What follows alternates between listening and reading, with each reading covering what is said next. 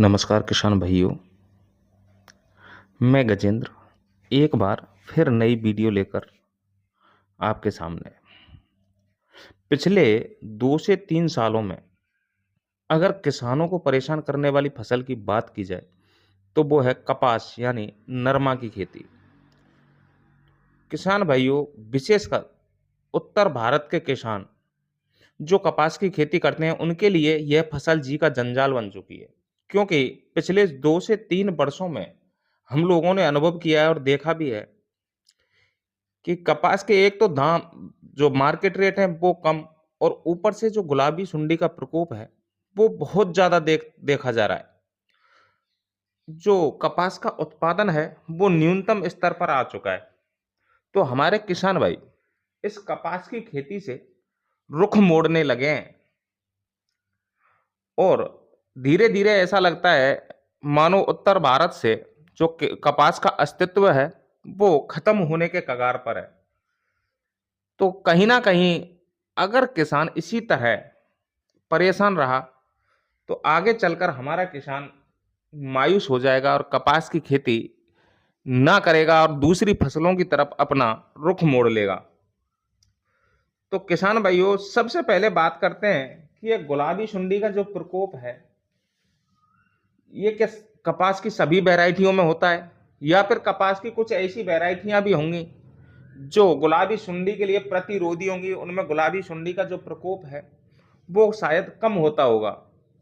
तो किसान भाइयों, ये जो कपास की खेती है किसान को एक अच्छा मुनाफा भी देती है, लेकिन कई बार किसान को रुला देने वाली फसल भी बनती है। तो हमारे किसान भाइयों को आज हम इस वीडियो के माध्यम से कपास की कुछ ऐसी सेलेक्टिव वैरायटियों के बारे में जानकारी देंगे जिनमें रोग एवं कीटों का प्रकोप बहुत कम होता है। उनकी जो रुई है, उनका जो बिनौला है, उसकी क्वालिटी भी अच्छी होती है, जिसके मार्केट रेट हमारे किसान भाइयों को बहुत अच्छे मिलते हैं। तो हमारे किसान भाई वीडियो में अंत तक बने रहें और उन वैरायटियों के बारे में ढंग से जानकारी लें। जानकारी के पश्चात ही कपास की बुवाई करें। सबसे पहले आज हम बात कर लेते हैं कि कपास की बुवाई का जो सर्वोत्तम समय है, सबसे अच्छा समय है, वो कौन सा है, किस समय पर हमें कपास की बुवाई करनी चाहिए। तो भाइयों, 20 अप्रैल से लेकर 20 मई के मध्य जो समय होता है, ये जो एक माह होता है, यह कपास की बुवाई के लिए सर्वोत्तम और अगेती बुवाई के लिए एक अच्छा माह होता है। अब बात करते हैं हमारे किसान भाई, बहुत सारी जगह ऐसी हैं जहां हमारे किसान भाई लेट सोइंग करते हैं।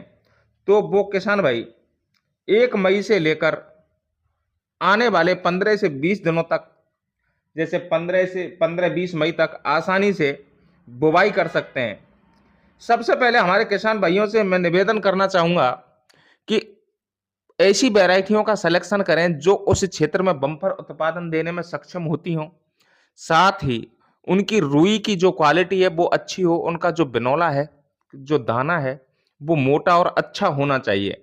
ऐसी वैरायटियों का सिलेक्शन करना है। किसान भाइयों, कपास की बुवाई के लिए हमारे किसान भाइयों को सबसे पहले खेत की तैयारी है वो ढंग से कर लेनी चाहिए। अभी किसान भाइयों के पास समय है तो खेतों की गहरी जुताई कर दें, जिससे हमारी जमीन में जो मौजूद इंसेक्ट हैं वो हमारी जमीन में या तो मर जाएं या फिर निकल जाएं।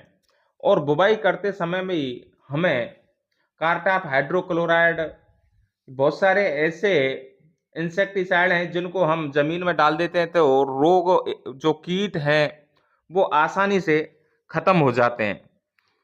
किसान भाइयों, हमारे किसान कपास की खेती अगर कर रहे हैं तो रासायनिक खादों पर ही निर्भर ना रहें। देसी खाद प्रति एकड़ लगभग 2 से 3 ट्रॉली सड़ा गला होना चाहिए। किसान भाई कच्चे खाद का उपयोग नहीं करें। कच्चे खाद का उपयोग करने से हमारी फसल में कीट एवं रोगों का आक्रमण समय से पूर्व ही चालू हो जाता है और आगे चलकर हमारी जो फसल है वो बहुत जल्द नष्ट हो जाती है।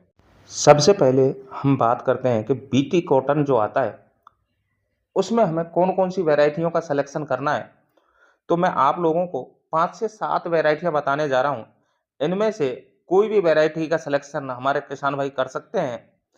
और किसान भाइयों, ये जो वैरायटियाँ हैं, ये वैरायटियाँ सदाबहार वैरायटियाँ हैं।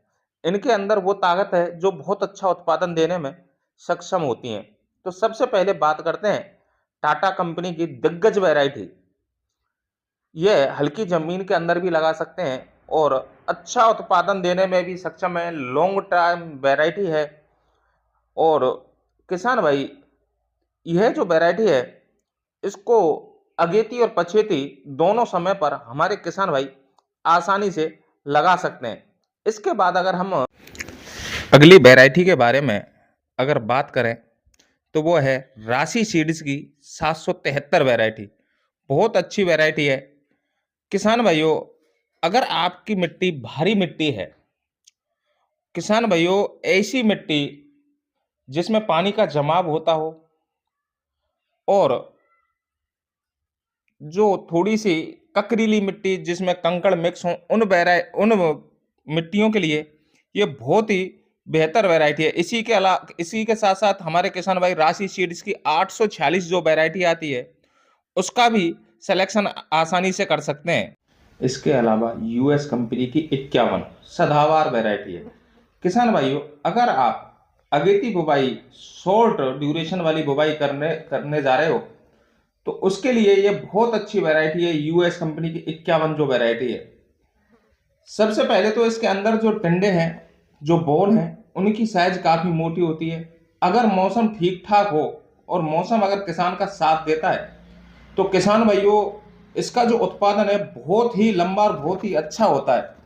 किसान भाई, इसकी अंदर जो निकलने वाली रुई है, उसका जो वजन है वो भी बहुत ही ज्यादा, और रुई का जो रेशा है, रुई का जो धागा है, वो प्योर वाइट और मजबूत भी होता है। किसान भाइयों, यूएस कंपनी की 71, यूएस 91, ये जो दो वैरायटियां हैं इसी कंपनी की, ये भी बहुत अच्छी वैरायटियां हैं। इसके अलावा हमारे किसान भाई अजीत 177 वैरायटी लगा सकता है। किसान भाइयों, ये जो मैं वैरायटियां बता रहा हूं, किसान भाई अपने क्षेत्र के हिसाब से सिलेक्शन करें।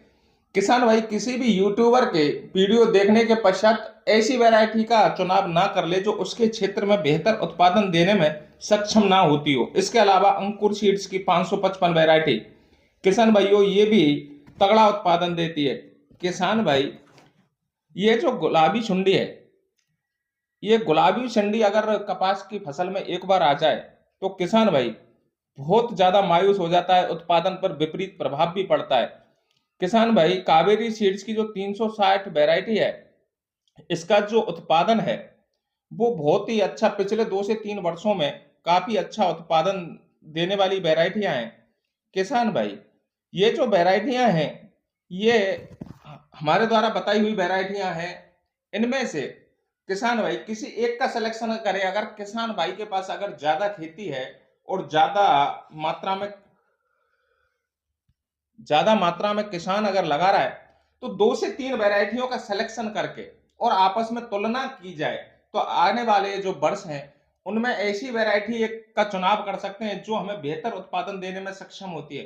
किसान भाइयों, कपास की खेती करने से पहले सबसे पहले किसी ऐसे दुकानदार से संपर्क हो जो हमें बहकाता ना हो, और समय समय पर जो रोग एवं कीटों का आक्रमण हमारी फसल में होता है, उनके कंट्रोल के लिए हमें कौन कौन सी दवाएं यूज में लेनी हो, ऐसी दवाओं का सिलेक्शन करना चाहिए जो कम समय में हमें बेहतर रिजल्ट दे सकें।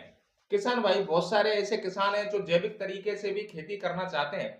ऐसे किसान भाई सबसे पहले नीम के खल, नीम का तेल जो आता है, उनसे भी गुलाबी सुंडी को कंट्रोल किया जा सकता है।